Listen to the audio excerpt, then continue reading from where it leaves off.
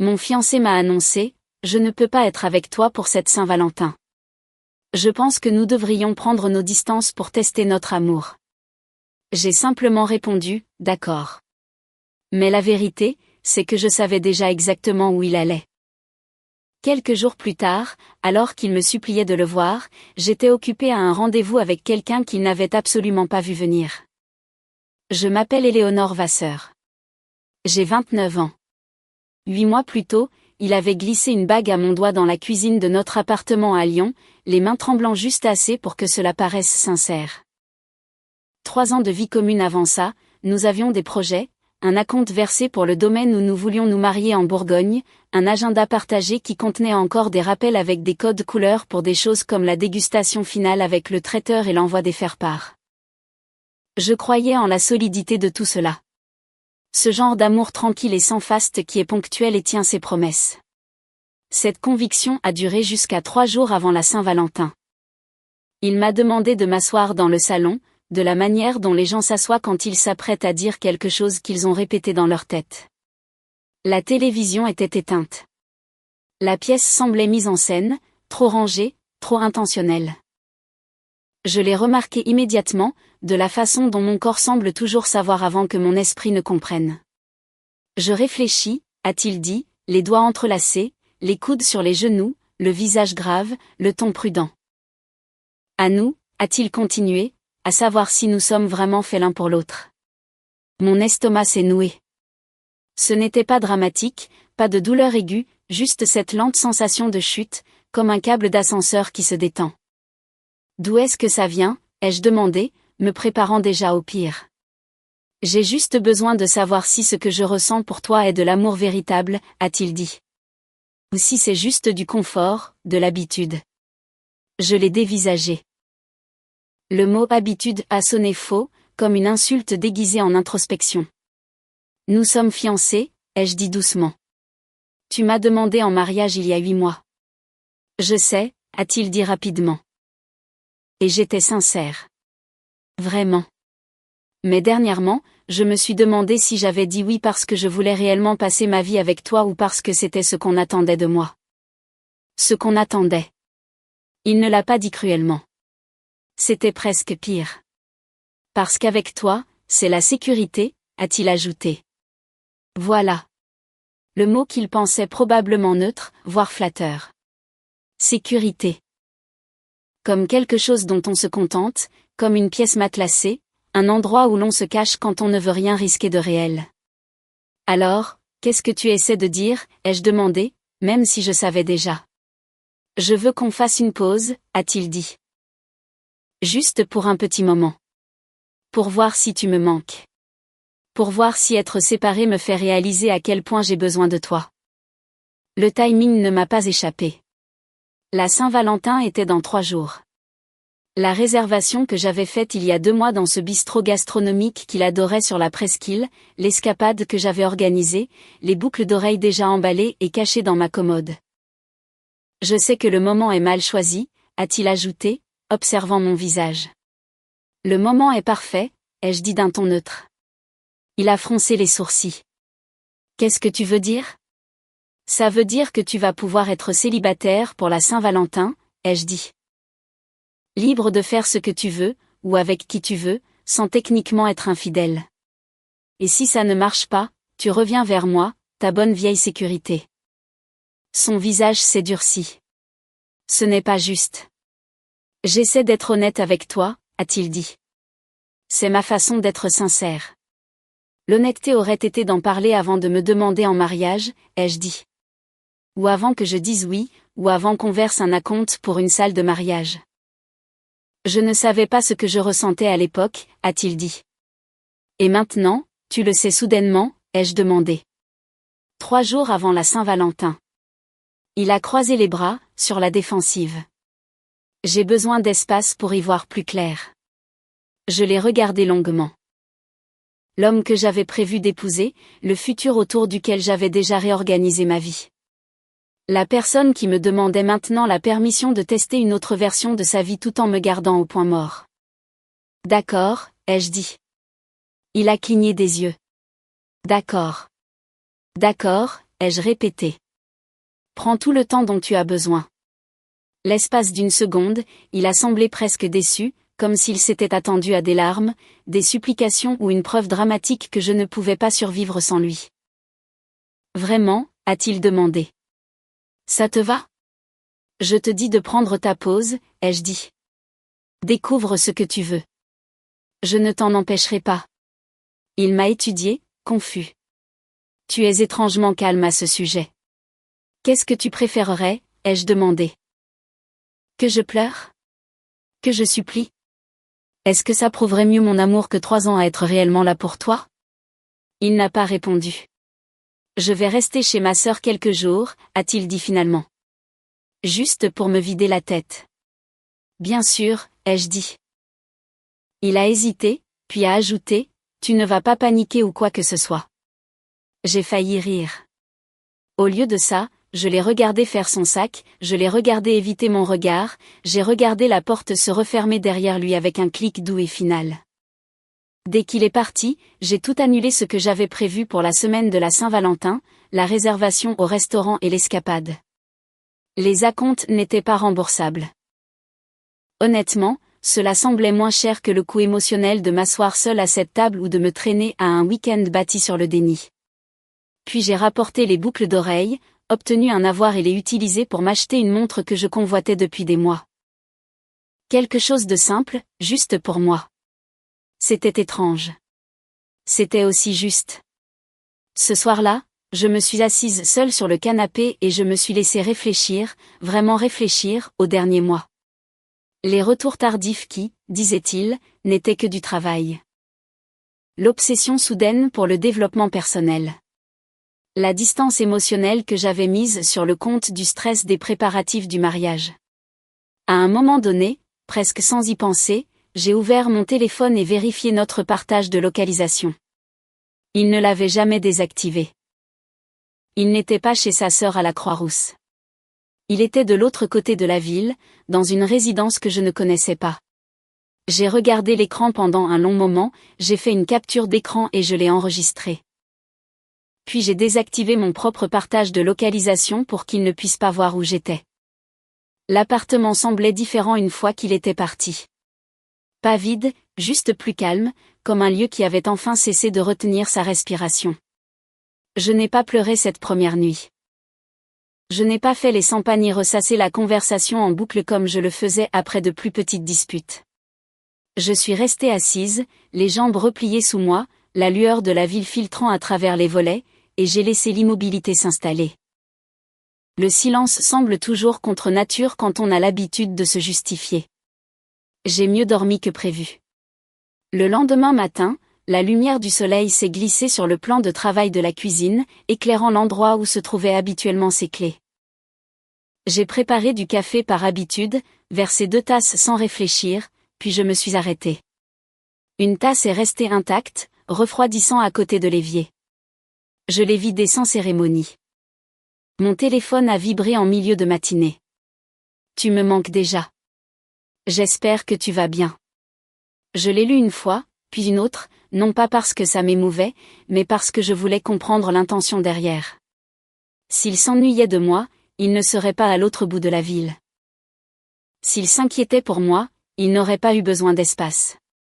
Si cette pause visait vraiment à y voir clair, il ne prendrait pas des nouvelles comme un propriétaire s'assurant que la propriété n'a pas brûlé.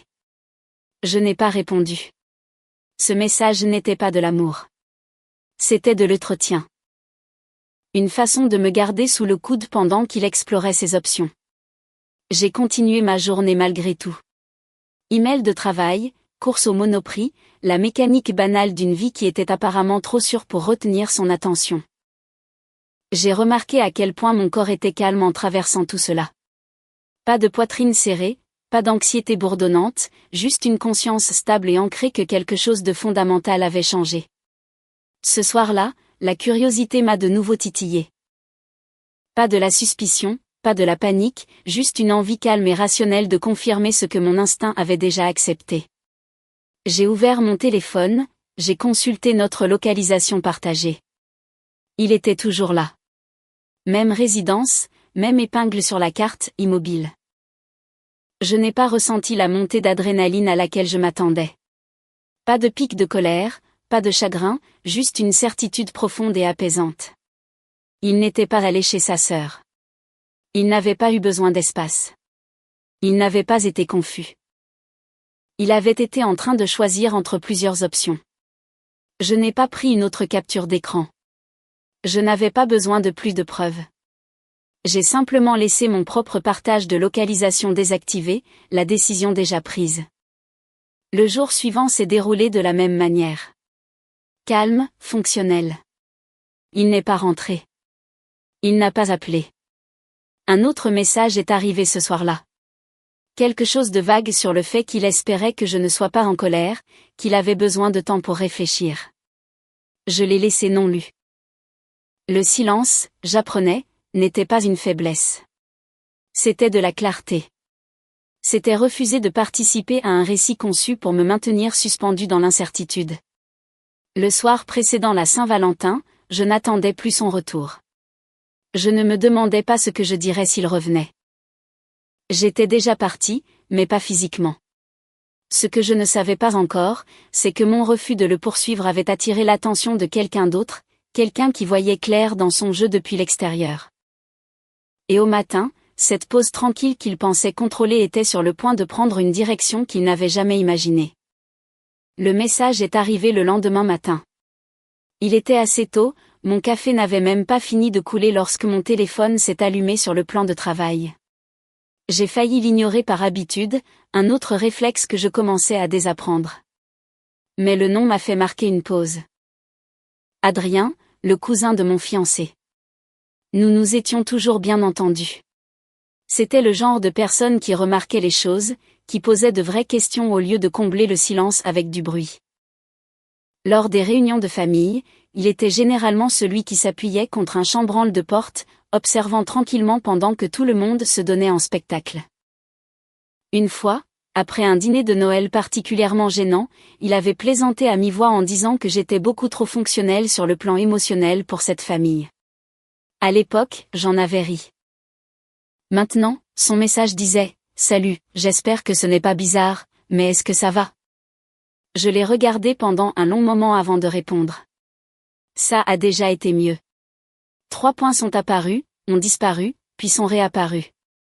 Je m'en doutais, a-t-il répondu. Il a posté une story sur Instagram hier soir qui m'a retourné l'estomac. Non pas que je me soucie de ce que mon fiancé postait, mais je savais ce que ce serait. Poster quoi, ai-je demandé. Une de ses stories sur le thème « Prendre du temps pour se recentrer », a écrit Adrien. Lumière tamisée. Citation inspirante. Typique de lui. J'ai laissé échapper un rire sec que je ne savais pas que je retenais. Ouais. C'est tout à fait son genre, ai-je tapé. Il a dit à la famille que tu ne le soutenais pas, a continué Adrien. Que tu ne comprenais pas son cheminement émotionnel. Et voilà. Le récit était déjà en train de se construire, de se répandre. J'ai posé mon téléphone une seconde, j'ai appuyé la paume de ma main à plat sur le plan de travail et j'ai inspiré lentement. Quand je l'ai repris, ma réponse était mesurée. A-t-il mentionné avoir demandé une pause 3 jours avant la Saint-Valentin ? Les points se sont figés. Puis, non. A-t-il mentionné avoir menti sur l'endroit où il logeait ? Cette fois, la pause fut plus longue. Non, a finalement répondu Adrien. Il a dit qu'il avait besoin d'espace et que tu l'avais mal pris. J'ai senti quelque chose se poser dans ma poitrine. Pas de la colère, de la reconnaissance. Il n'est pas chez sa sœur, ai-je écrit. Il est dans le même appartement de l'autre côté de la ville depuis qu'il est parti. Une autre longue pause. C'est ce que je craignais, a écrit Adrien. Tu craignais quoi, ai-je demandé. Que ce ne soit pas de la confusion, a-t-il dit.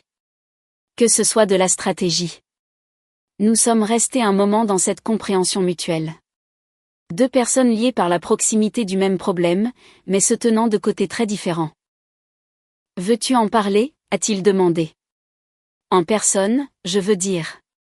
Sans pression.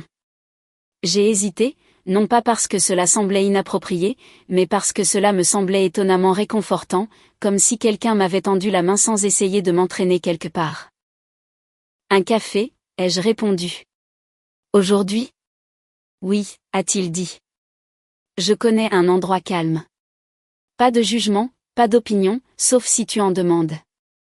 J'ai souri pour la première fois depuis des jours. Quand j'ai retrouvé Adrien plus tard dans l'après-midi, cela ne ressemblait en rien à un rendez-vous. Pas d'énergie maladroite, pas de tension tacite, juste deux personnes assises l'une en face de l'autre, des tasses refroidissant entre nous, parlant simplement. Je lui ai tout raconté. La conversation, le mot « sécurité », le timing, le mensonge sur sa sœur, le point de localisation qui n'avait pas bougé depuis des jours. Adrien a écouté sans m'interrompre. Quand j'ai eu fini, il s'est légèrement penché en arrière et a expiré. Il est avec quelqu'un, a-t-il dit simplement. Je sais, ai-je répondu. Il voulait une pause pour pouvoir tester la situation, a continué Adrien. Sans conséquence, sans passer pour le méchant. C'est exactement ce que j'ai ressenti, ai-je dit. Comme si on m'avait mise au garage au cas où. Adrien a hoché la tête. Il a déjà fait ce genre de choses avant. Pas exactement comme ça, mais assez proche. Savoir cela m'a détendu les épaules. Tu gères ça mieux que la plupart des gens, a-t-il dit après un moment. Je ne gère rien, ai-je corrigé. Je ne fais que ne pas le poursuivre. La bouche d'Adrien a tressailli, une lueur de respect traversant son visage. Bien, a-t-il dit, parce qu'il comptait le dessus. Quand nous nous sommes levés pour partir, il n'y a eu aucun moment dramatique, aucun regard insistant. Juste un sentiment d'alignement facile et inattendu. En sortant, Adrien a jeté un œil à son téléphone puis m'a regardé. Tu as des plans pour demain, a-t-il demandé nonchalamment. Demain, c'est la Saint-Valentin. J'en avais, ai-je dit. Je les ai annulés. Il a hoché la tête. Moi aussi. Première fois célibataire depuis un moment. Je l'ai considéré une seconde. Le timing, l'ironie, la rébellion silencieuse de la situation. Le café était bien, ai-je dit. Peut-être que demain, nous pourrions passer au dîner, strictement en tant que deux personnes refusant de rester à la maison à attendre que quelqu'un d'autre décide de leur valeur. Adrien a souri, une solidarité anti-Saint-Valentin. Ce que nous avons tous les deux ressenti, sans le dire à voix haute, c'est que ce n'était pas une question de vengeance. C'était une question de retrait. Et quelque part de l'autre côté de la ville, mon fiancé pensait toujours qu'il contrôlait la pause. À la fin de la Saint-Valentin, il allait découvrir à quel point il avait tort. La Saint-Valentin est arrivée sans cérémonie. Pas d'anticipation, pas de compte à rebours, juste un matin calme et un sentiment de détermination qui m'a surprise par sa constance. Je me suis levée tôt, des bandes pâles de soleil s'étirant sur le mur de la chambre. Pour la première fois depuis des jours, je n'ai pas immédiatement vérifié mon téléphone. J'ai fait du café, j'ai pris une douche, j'ai choisi des vêtements sans me demander quel message ils envoyaient. L'absence de cette négociation mentale constante était libératrice. Mon téléphone a vibré pendant que je lassais mes chaussures. Joyeuse Saint-Valentin, avait-il écrit. J'ai beaucoup pensé à toi. J'ai fixé l'écran quelques secondes, puis j'ai posé le téléphone face contre le plan de travail. Penser, avais-je appris, ne signifiait pas choisir. Le soir venu, la ville semblait différente. Les restaurants brillaient d'une lueur plus chaude, les trottoirs se remplissaient de couples se tenant la main, de bouquets enveloppés dans du papier craft, de rires s'échappant des portes. Je me sentais étrangement invisible en me déplaçant au milieu de tout ça, détaché, sans attache. Adrien était déjà au restaurant quand je suis arrivée. Rien d'extravagant. Un petit endroit niché entre une librairie et un salon de manucure. Lumière tamisée, menu simple. Le genre d'endroit où l'on va parce que la nourriture est bonne, pas parce qu'elle rend bien en photo. Content que tu sois venu, a-t-il dit alors que je me glissais dans la banquette. Moi aussi, ai-je répondu, et j'ai réalisé que je le pensais. Nous avons commandé du vin, parlé de choses neutres au début, travail, dynamique familiale, le soulagement tacite de ne pas avoir à jouer la comédie romantique un jour qu'il exige. Quelque part entre le premier et le deuxième verre, mes épaules se sont détendues. J'ai ri, vraiment ri, à quelque chose qu'il a dit sur l'obsession de son oncle pour les podcasts conspirationnistes. C'était humain, facile, rien à voir avec la tension à laquelle je m'étais habituée ces derniers mois. C'est à ce moment-là que mon téléphone a sonné. Son nom s'est allumé sur l'écran. Je n'ai pas répondu immédiatement. Adrien l'a remarqué, levant un sourcil. « Ça va ?» a-t-il demandé. « Oui » ai-je dit, autant y aller. J'ai décroché. « Salut » a-t-il dit, la voix vive, presque fébrile. « Joyeuse Saint-Valentin. »« Joyeuse Saint-Valentin » ai-je répondu d'un ton égal. « J'ai pensé à toi toute la journée » a-t-il continué. « À nous. » Et j'ai réalisé quelque chose. « Ah oui » ai-je demandé. « Oui » a-t-il dit rapidement. Je n'ai pas besoin de pause. Je sais ce que je veux maintenant. Je te veux toi. J'ai attendu, laissant les mots en suspens. Où es-tu ? A-t-il demandé. Je pouvais entendre le bruit d'un restaurant de son côté, des verres qui tintent, des voix qui se chevauchent. Dehors, ai-je dit. Avec qui ? J'ai jeté un coup d'œil de l'autre côté de la table à Adrien, qui souriait maintenant ouvertement, la curiosité brillant dans ses yeux. Pour dîner, ai-je ajouté. Il y a eu un silence. Tu es dans un restaurant le jour de la Saint-Valentin ? Oui. Avec qui ? A-t-il insisté. Avec ton cousin, ai-je dit calmement. Le silence qui a suivi était profond. Pas un silence de communication coupée, ni de mauvaise réception. Un silence de choc. Mon cousin, a-t-il répété comme si les mots ne s'assemblaient pas, ce n'est pas un rendez-vous, ai-je dit. C'est deux célibataires qui dînent ensemble le jour de la Saint-Valentin. Nous ne sommes plus en pause, a-t-il dit rapidement. Je viens de te le dire. Je veux rentrer à la maison. Je veux qu'on se remette ensemble. Tu as demandé une pause, ai-je répliqué. Je t'en ai donné une. Ça ne marche pas comme ça, a-t-il lâché. Tu ne peux pas simplement sortir avec mon cousin. D'après toi, ai-je dit, je peux faire ce que je veux. C'était tout l'intérêt. J'ai entendu sa respiration changer, plus rapide maintenant, plus aiguë. C'était différent, a-t-il dit. Tu étais supposé ressentir mon manque. Et voilà. Je n'ai pas répondu. Je n'en avais pas besoin. Adrien a tendu la main sur la table et a doucement pris le téléphone de ma main. Salut, a-t-il dit dedans. Petite question. Il y a eu une protestation étouffée à l'autre bout. Est-ce que la femme chez qui tu loges sait que tu es fiancé ? A demandé Adrien calmement. Ou as-tu oublié de le mentionner pendant que tu te cherchais ? Un son strident et incohérent a éclaté du haut-parleur. Adrien a souri, a mis fin à l'appel et m'a rendu le téléphone. Ça semblait nécessaire, a-t-il dit. Mon téléphone a immédiatement commencé à vibrer. Des SMS affluaient. Tu vas le regretter. Je n'arrive pas à croire que tu m'aies fait ça. Mon propre cousin. Tu es malade. C'est fini entre nous. Les fiançailles sont rompues. J'ai montré l'écran à Adrien. Il a haussé les épaules. N'était-elle pas déjà rompue quand il a demandé une pause pour rester avec quelqu'un d'autre ?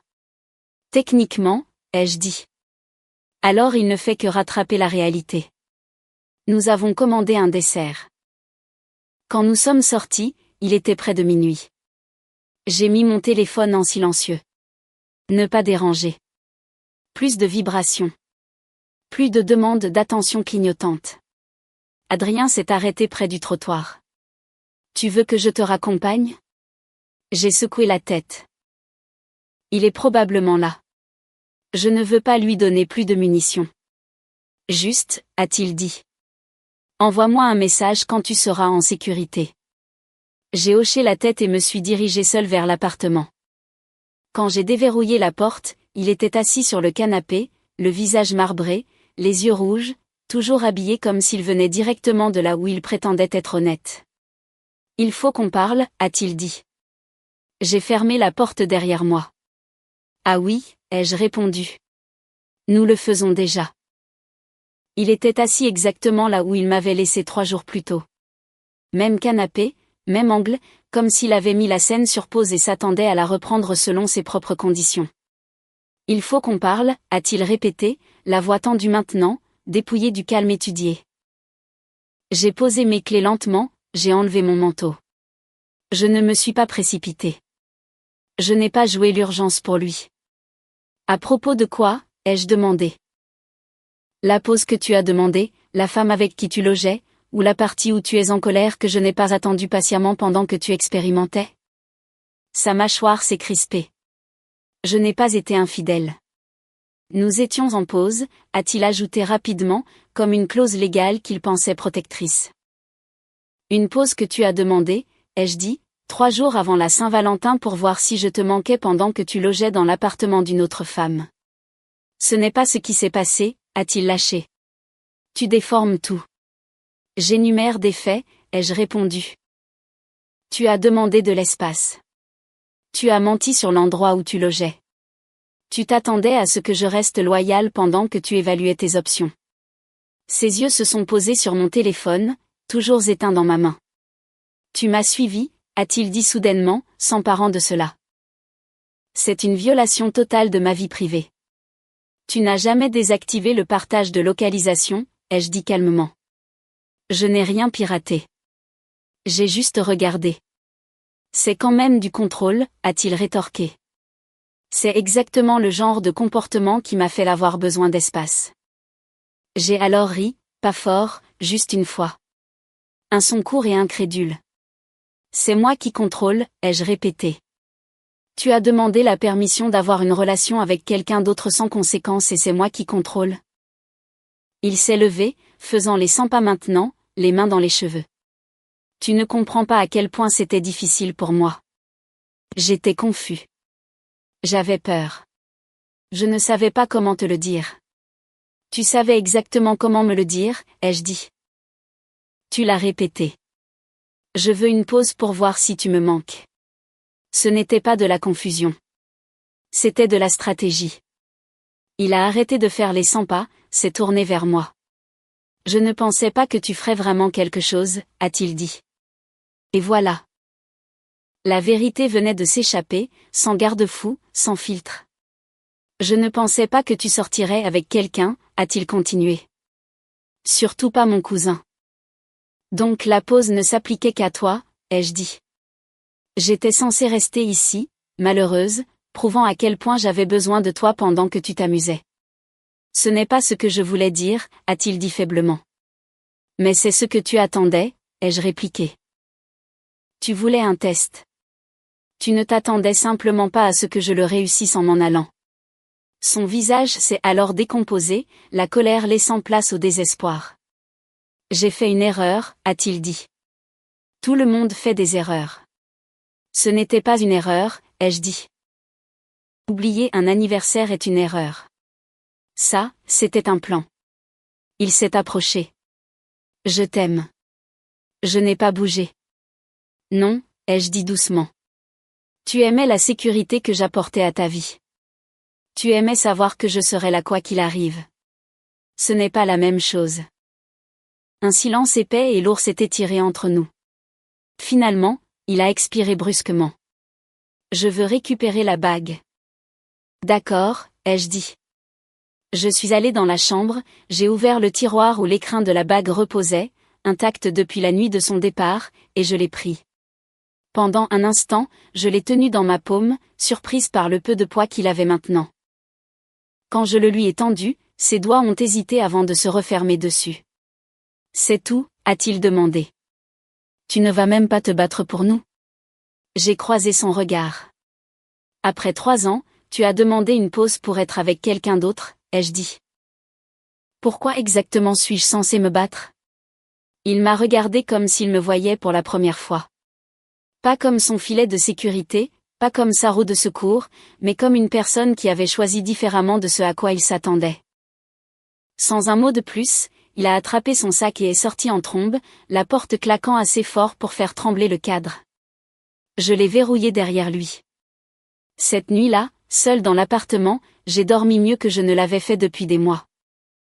Et je savais, sans l'ombre d'un doute, que quoi qu'il arrive ensuite, je n'accepterai plus jamais d'être l'option de quelqu'un. Les retombées n'ont pas attendu le lendemain matin. Elles ont commencé moins d'une heure après son départ.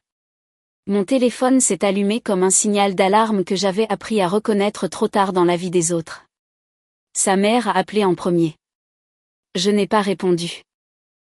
Puis sa sœur, puis une tante, puis sa mère à nouveau. Au moment où j'ai posé mon téléphone face contre la table basse, il avait déjà sonné 7 fois. Je l'ai laissé là, vibrant jusqu'au silence. Le lendemain a été pire. J'ai répondu à l'appel de sa mère à la 8e tentative, non pas parce que je me sentais obligée, mais parce que je voulais entendre comment l'histoire avait déjà été réécrite. « Tu dois t'excuser auprès de mon fils », a-t-elle dit sans me saluer. « Pourquoi ?» ai-je demandé. « Pour l'avoir humilié », a-t-elle répondu. « Pour être sortie avec son propre cousin. Pour avoir été cruelle et vindicative alors qu'il essayait d'être honnête avec toi. » Je me suis appuyée contre le plan de travail de la cuisine, fixant le mur où notre photo de fiançailles était accrochée jusqu'à il y a 3 jours. « Vous a-t-il dit, ai-je demandé calmement, qu'il a passé la pause qu'il a demandé dans l'appartement d'une autre femme ? » Il y a eu une pause. « Ce n'est pas la question, a-t-elle dit sèchement. »« C'est exactement la question, ai-je répliqué. » Il voulait la liberté d'explorer d'autres options. Je ne l'ai pas arrêté. Il n'a juste pas aimé que cette liberté s'applique aussi à moi. « Vous étiez fiancé ?» a-t-elle lâché. « Tu avais des responsabilités. » Lui aussi, ai-je dit. Il a choisi de les ignorer. Elle m'a raccroché au nez. Sa sœur m'a envoyé un SMS plus tard dans l'après-midi. Un long message sur les limites et la vie privée et sur le fait que j'avais franchi une ligne en le suivant. J'ai répondu par une seule phrase. Il n'a jamais désactivé le partage de localisation. J'ai juste regardé. Il n'y a eu aucune réponse à cela. Son père a appelé ce soir-là. Son ton était différent. Fatigué, prudent. « Je veux entendre ce qui s'est passé de ton point de vue, a-t-il dit. Alors je lui ai tout raconté, lentement, sans embellir. Quand j'ai eu fini, il y a eu une autre pause, plus lourde cette fois. Je ne vais pas défendre ce qu'il a fait, a-t-il dit finalement. Mais tu dois comprendre que cela met la famille dans une position difficile. Je comprends, ai-je dit, mais ce n'est pas moi qui ai créé la situation. Non, a-t-il convenu doucement. Ce n'est pas toi. Ce fut la fin de la conversation. Ce fut aussi le dernier échange raisonnable que j'aurais avec quiconque directement lié à lui. Pendant ce temps, Adrien et moi avons continué à parler. Pas de manière romantique, pas encore. Juste honnêtement. Il était la seule personne qui n'essayait pas d'adoucir ce qui s'était passé ou de le transformer en quelque chose de plus acceptable, le seul qui ne me demandait pas de me faire plus petite pour que quelqu'un d'autre reste à l'aise. Il se serre les coudes autour de lui, m'a dit Adrien autour d'un café quelques jours plus tard. En mode victime totale, ai-je soupiré. Bien sûr. Il dit à tout le monde que tu étais froide, a continué Adrien. Que tu l'as poussé à bout. Que quand il a essayé de revenir, tu l'avais déjà remplacé par moi. Remplacé, me suis-je moqué. Nous avons dîné une fois. Je sais, a dit Adrien, mais ce n'est pas l'histoire qu'il raconte.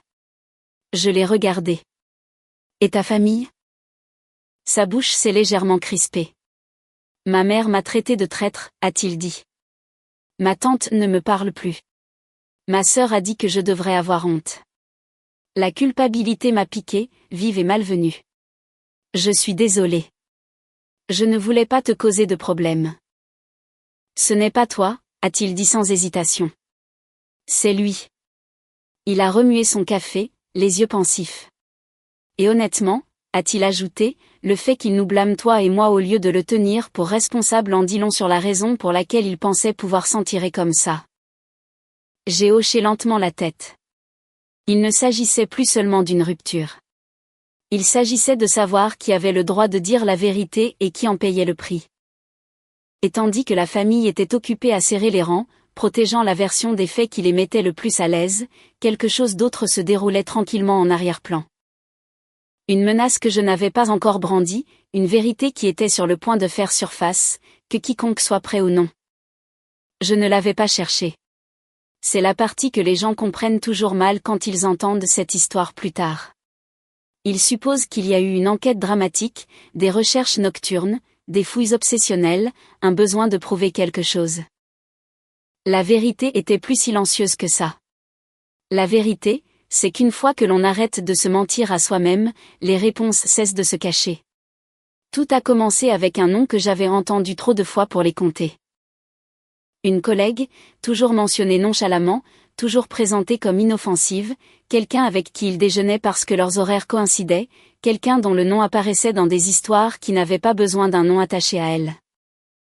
À l'époque, j'avais classé cela dans la catégorie rien d'inquiétant.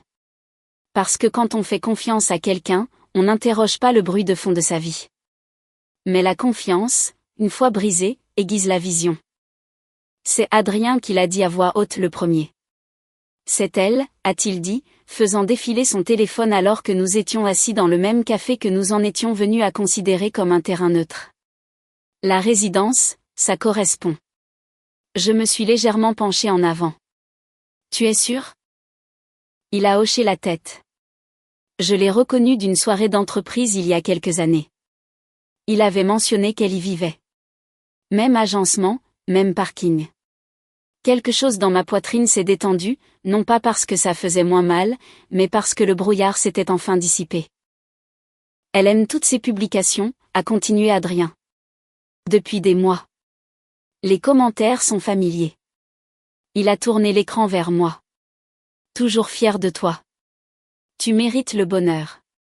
N'importe qui aurait de la chance de t'avoir. Ce n'était pas explicite.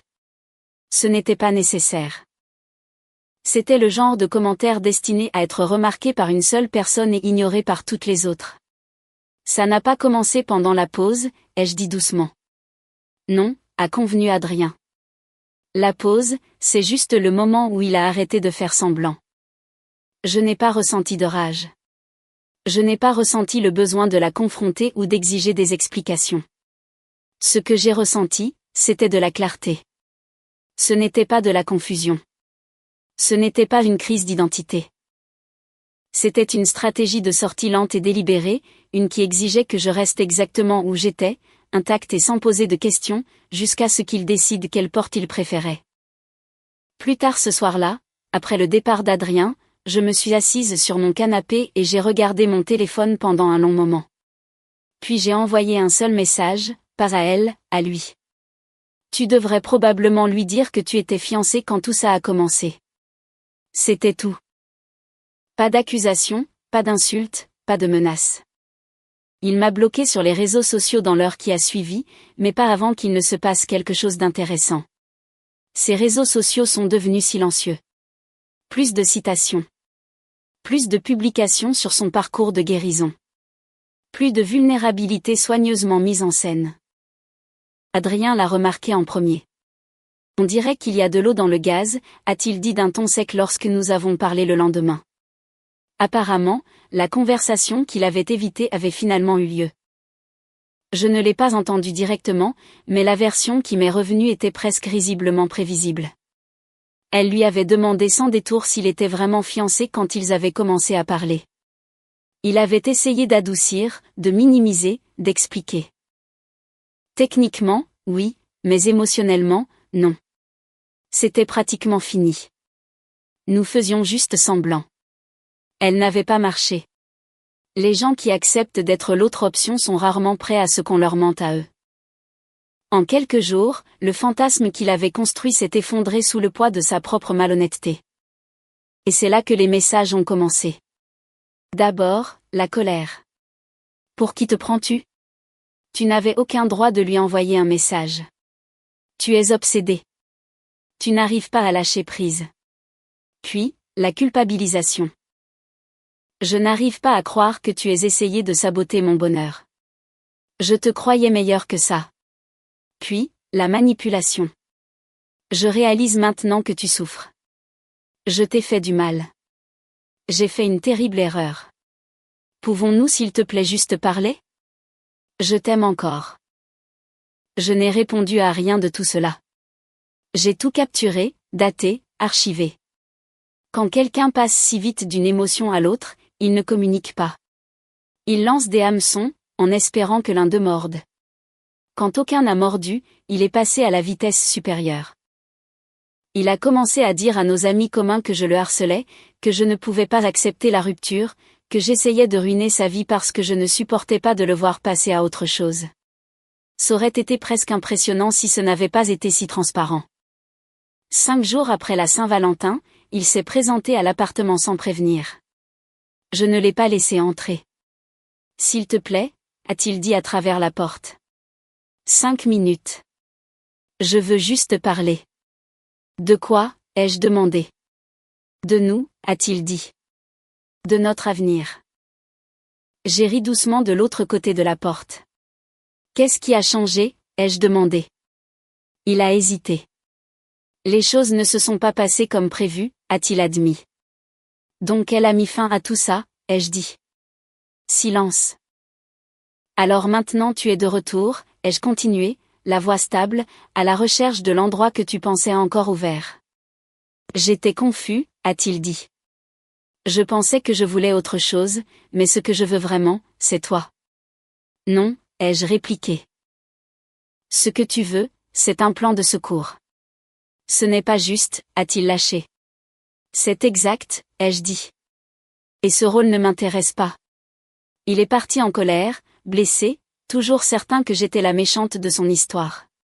D'une manière ou d'une autre, dans son esprit, je le serai toujours. Et pour la première fois, j'ai compris à quel point c'était libérateur. Parce que quand quelqu'un décide que vous êtes le méchant, quoi que vous fassiez, vous êtes enfin libre de cesser d'essayer d'être le héros. Le truc avec le désespoir, c'est qu'il arrive toujours vêtu d'urgence. Environ une semaine après la Saint-Valentin, juste assez longtemps pour que la poussière retombe et que le fantasme s'effondre complètement, il est revenu plus bruyamment qu'avant, moins contrôlé, moins répété. C'est à ce moment-là que le bail est devenu une arme. Nos deux noms y figuraient. Responsabilité partagée, obligation partagée. Un détail que je savais qu'il finirait par essayer d'utiliser. L'agence immobilière a été polie mais ferme quand j'ai appelé. Vous devrez trouver un accord entre vous, a dit la gestionnaire. Ou attendre la fin du bail dans 4 mois. 4 mois, c'était une éternité quand quelqu'un était déterminé à garder un pied dans la porte. Il m'a envoyé un message ce soir-là. Il faut qu'on parle de l'appartement. J'ai fixé le message un instant avant de répondre. Qu'y a-t-il à ce sujet ? Tu ne peux pas simplement me mettre dehors, a-t-il écrit. J'y habite aussi. Tu es parti, ai-je répondu. Tu as demandé une pause. Tu as déménagé. Temporairement, a-t-il rétorqué. Tu ne peux pas tout décider. Et voilà encore. L'hypothèse que je finirais par céder, que je me lasserais, que je ferais des compromis justes pour faire cesser la tension. Je ne l'ai pas fait. Au lieu de cela, je lui ai proposé un marché. Je reprendrais l'intégralité du bail à mon nom. Il récupérerait sa caution. 1400 €. Nous nous séparerions proprement. Il a ri quand je l'ai suggéré. C'est tout, a-t-il dit au téléphone. Après tout ça. Tu penses que c'est juste ? Je pense que c'est simple, ai-je répondu. Tu ne veux pas l'appartement. Tu ne veux pas du bail. Tu ne veux juste pas perdre. Il a exigé plus. La moitié de la valeur des meubles, une compensation pour préjudice moral, le remboursement de choses qu'il n'avait jamais payées en premier lieu. J'ai écouté, puis j'ai dit une seule phrase. Vois ça avec un avocat. Il n'en avait pas, et il ne pouvait pas s'en payer un. C'est devenu clair rapidement. La collègue, celle qu'il pensait être son atterrissage en douceur, ne s'était pas avérée être le sauvetage financier qu'il avait imaginé. Elle gagnait à peu près la même chose que lui. Assez pour vivre confortablement. Pas assez pour remplacer le style de vie dont il avait profité avec nos revenus combinés. La réalité, c'est-il avéré, avait un budget. Pendant qu'il sombrait, Adrien est resté stable. Nous parlions presque tous les jours. Les textos qui commençaient comme des prises de nouvelles se sont transformés en longues conversations. Le café est devenu dîner. Le dîner est devenu des heures passées assis l'un en face de l'autre, non pas à combler le silence, mais simplement à le laisser exister. Rien de dramatique ne s'est produit. Pas de confession soudaine, pas de franchissement impulsif de limite, juste quelque chose qui se construisait slowly, naturellement. Un soir, alors que nous étions assis dans mon salon avec des boîtes de plats à emporter entre nous, je l'ai finalement dit à voix haute. Est-ce que c'est bizarre? Adrien a levé les yeux. Quoi, ça, ai-je dit, en faisant un geste vague entre nous. Tu es son cousin. Il y a des règles. Des règles faites par des gens qui n'ont jamais été dans cette situation, a-t-il dit d'un ton égal. Il a brisé votre relation. Pas toi, pas moi. Ta famille ne l'acceptera jamais, ai-je dit. Probablement pas, a-t-il convenu. Est-ce que ça te dérange? Il y a réfléchi. Vraiment réfléchi. Moins que ça ne le devrait, a-t-il dit. Certaines familles accordent plus de valeur aux apparences qu'à l'intégrité. Je suis assez grand pour connaître la différence. Quelque chose s'est installé entre nous alors. Pas une promesse, pas une déclaration, une décision. 2 semaines après la Saint-Valentin, la dernière tentative a eu lieu. Il s'est de nouveau présenté, cette fois en pleine journée. Je n'ai pas ouvert la porte. S'il te plaît, a-t-il dit à travers. Je sais que j'ai tout gâché. Je le sais maintenant. Tu le savais à l'époque, ai-je répondu. J'avais peur, a-t-il insisté. J'ai paniqué. Non, ai-je dit. Tu as calculé. Il y a eu une longue pause. Tu choisis vraiment ça, a-t-il demandé. Tu le choisis lui, plutôt que moi? J'ai brièvement appuyé mon front contre la porte. Je me choisis, moi, ai-je dit. Lui, il se trouve juste ne pas être sur mon chemin. Ce fut la dernière fois que nous nous sommes parlé face à face. Quelques jours plus tard, il a signé l'avenant au bail, a pris le chèque de caution, est parti sans un mot de plus.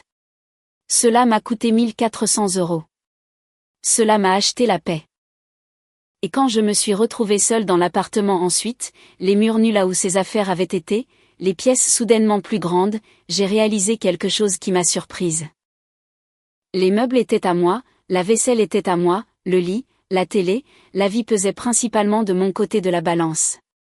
Il n'avait pas construit un avenir avec moi. Il n'avait fait qu'occuper l'espace. Et maintenant, enfin, l'espace était à nouveau à moi. L'appartement ne semblait pas vide une fois qu'il était parti. Il semblait honnête. Pour la première fois depuis que nous avions emménagé ensemble, je pouvais voir l'endroit clairement, sans le poids du compromis pressé dans chaque coin. J'ai réarrangé les meubles, pas de manière spectaculaire, juste assez pour changer l'énergie. J'ai éloigné le canapé du mur, j'ai échangé la lampe de la chambre pour quelque chose de plus chaleureux, j'ai peint un mur d'accent d'un gris doux et apaisant. J'ai acheté des plantes, des vraies, celles dont il faut s'occuper. C'était comme une reconquête d'un territoire que je n'avais pas réalisé avoir lentement abandonné. Sa dernière communication est arrivée par email. 3 pages, soigneusement écrites, un langage émotionnel enrobant des accusations si doucement qu'on pouvait presque les manquer si on ne cherchait pas le schéma. Il était dévasté par ma trahison. Il n'avait jamais voulu que les choses aillent aussi loin. Il m'aimait toujours malgré ma cruauté. Il espérait qu'un jour je réaliserais ce que j'avais perdu. La dernière ligne ressortait. Toi et Adrien, vous vous méritez. Je l'ai fixé un long moment avant d'archiver l'email. Pas supprimer. Archiver. Garder des preuves est important quand quelqu'un vous a déjà montré à quel point il est à l'aise pour réécrire la réalité. Quand je l'ai montré à Adrien plus tard, il l'a lu une fois, puis a ri doucement. Il a raison sur une chose, a-t-il dit. Nous nous méritons probablement, mais pas de la manière dont il le pense. Nous n'avons rien précipité après ça.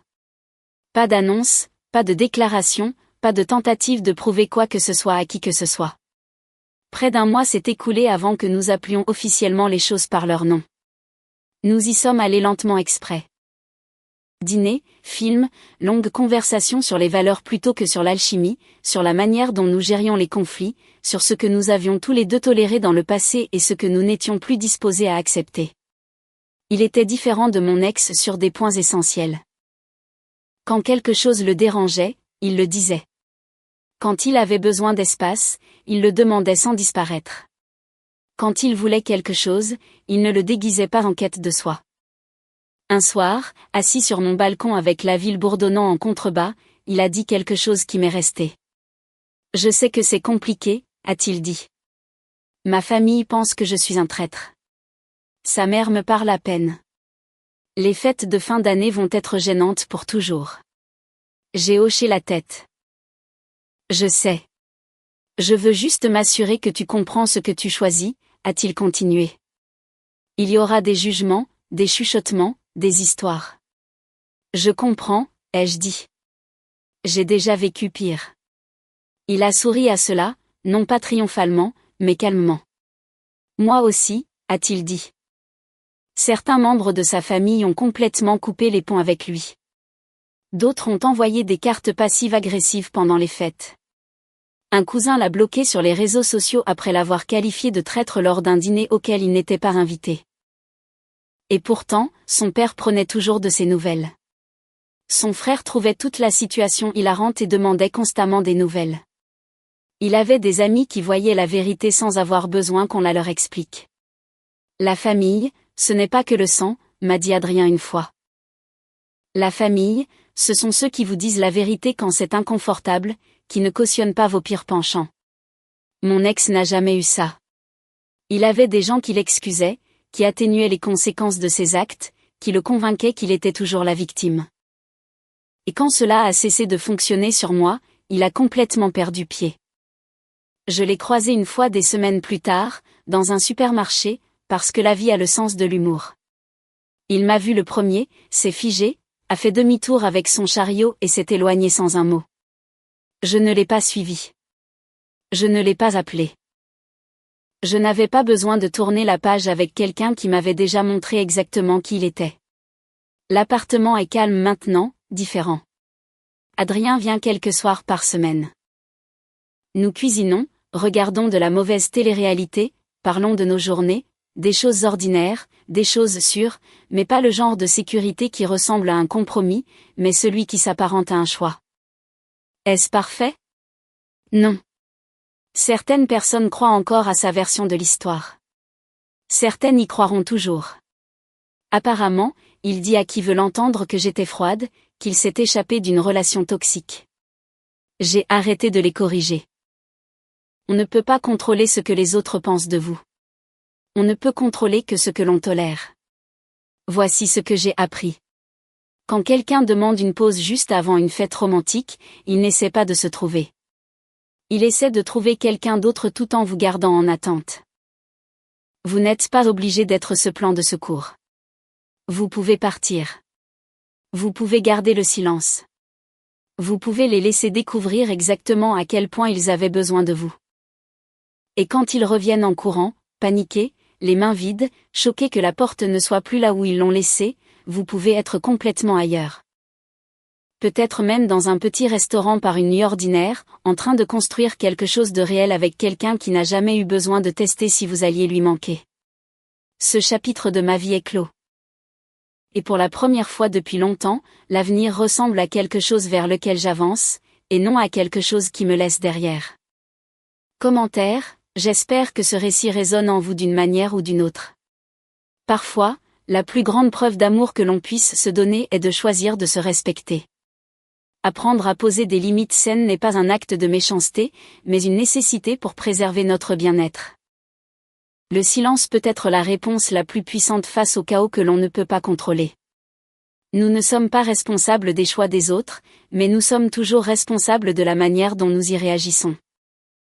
La véritable guérison commence souvent par un acte de courage, celui de s'éloigner de ce qui nous diminue.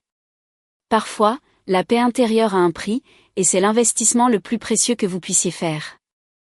Votre valeur ne dépend jamais de la capacité de quelqu'un d'autre à l'avoir. Entourez-vous de personnes qui n'ont pas besoin de vous perdre pour comprendre ce que vous représentez. Prenez soin de vous et de la paix que vous construisez chaque jour. Cette histoire vous a plu? Laissez un commentaire et abonnez-vous pour soutenir la chaîne.